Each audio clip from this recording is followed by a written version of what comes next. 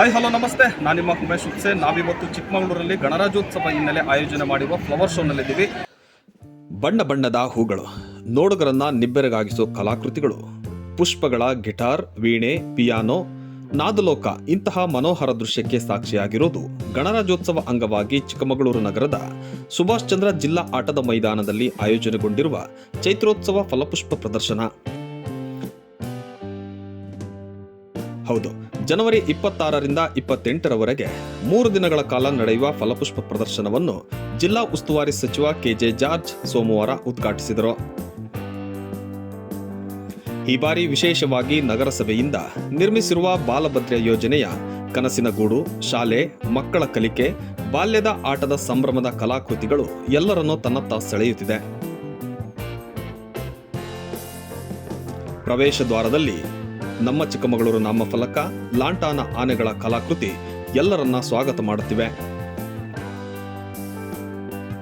ಸೇವಂತಿಗೆ, ಗುಲಾಬಿ ಹೂ ಸೇರಿದಂತೆ ಬಣ್ಣ ಬಣ್ಣದ ಹೂಗಳಿಂದ ಗಿಟಾರ್, ವೈಲಿನ್, ಪಿಯಾನೋ, ವೀಣೆ ಕಲಾಕೃತಿಗಳ ನಾದಲೋಕವನ್ನೇ ಕಲಾವಿದರು ಸೃಷ್ಟಿ ಮಾಡಿದ್ದಾರೆ.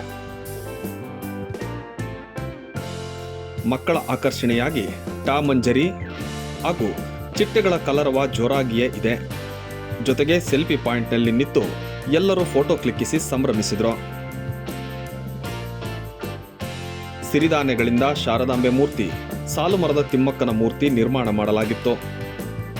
ಹಣ್ಣುಗಳಲ್ಲಿ ನಟ ಡಾಕ್ಟರ್ ರಾಜ್ಕುಮಾರ್, ವಿಷ್ಣುವರ್ಧನ್, ಸಂಚಾರಿ ವಿಜಯ್, ಅಂಬರೀಶ್, ಶಂಕರ್ನಾಗ್ ಸೇರಿದಂತೆ ಇತ್ತೀಚೆಗೆ ನಿಧನರಾದ ಕನ್ನಡ ಸಿನಿಮಾ ನಟರ ಕಲಾಕೃತಿಗಳು ಹಾಗೂ ಬುದ್ಧ, ಬಸವ, ಗಾಂಧೀಜಿ ಸೇರಿದಂತೆ ಸ್ವಾತಂತ್ರ್ಯ ಹೋರಾಟಗಾರರು, ಮಹಿಳಾ ಸಾಧಕಿಯರು, ಕ್ರೀಡಾಪಟುಗಳ ಮೂರ್ತಿಯನ್ನು ತರಕಾರಿ ಹಾಗೂ ಹಣ್ಣುಗಳ ಕೆತ್ತನೆ ಪ್ರದರ್ಶನದಲ್ಲಿ ಎಲ್ಲರ ಗಮನ ಸೆಳೆದಿತ್ತು. ಪ್ರವಾಸೋದ್ಯಮ ಇಲಾಖೆಯ ಸಹಯೋಗದಲ್ಲಿ ನಿರ್ಮಿಸಿರುವ ದೇವಿರಮ್ಮ ದೇವಾಲಯ ಕಲಾಕೃತಿ ಮತ್ತಷ್ಟು ಮೆರುಗು ತಂದಿತು.